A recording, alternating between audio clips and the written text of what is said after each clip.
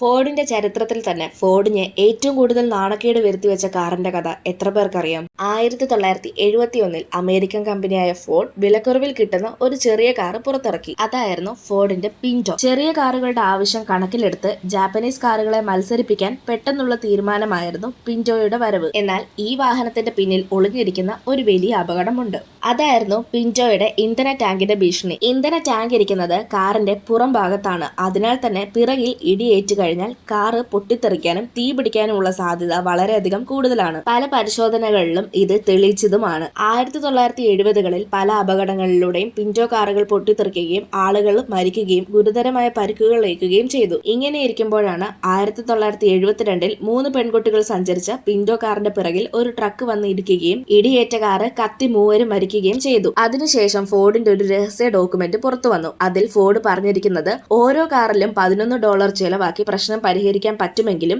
അതിനേക്കാൾ കുറവ് പണമാണ് അപകടത്തിൽ മരിക്കുന്ന ആളുകൾക്ക് കമ്പനി നഷ്ടപരിഹാരം നൽകേണ്ടത്. അതുകൊണ്ട് മാറ്റങ്ങൾ വരുത്തേണ്ടതില്ല എന്നാണ് നിലപാട്. ഇത് പുറത്തു വന്ന സമയത്ത് ഒരു വലിയ പ്രതിഷേധം തന്നെ ഉണ്ടായിരുന്നു. 1977 ഒരു മാഗസീനാണ് ഇക്കാര്യം ലോകത്തിനെ അറിയിച്ചത്. കോടതി കേസുകൾ, പ്രതിഷേധങ്ങൾ, അങ്ങനെ പിന്റോയുടെ വിൽപ്പനയും കുറഞ്ഞു. എല്ലാവരും ഫോർഡിനെ വലിച്ചെറിഞ്ഞു. ഒടുവിൽ 1980 പിന്റോ നിർമ്മാണം നിർത്തി. 27 ലക്ഷം കാറുകൾ വിൽപ്പനയായിട്ടും ഈ കാർ ഫോർഡിന്റെ ചരിത്രത്തിൽ ഏറ്റവും നാണക്കേടായ ഭാഗമായി മാറി. നിങ്ങൾക്ക് ഫോർഡിന്റെ പിന്റോ എന്ന ഈ കാറിനെ പറ്റിയുള്ള അഭിപ്രായം എന്താണെന്ന് കമന്റ് ചെയ്യും. ഇതുപോലെയുള്ള കൂടുതൽ വീഡിയോസ് കാണാനായി ചാനൽ സബ്സ്ക്രൈബ് ചെയ്യാനും ഇൻസ്റ്റഗ്രാമിൽ ഫോളോ ചെയ്യാനും മറക്കല്ല്.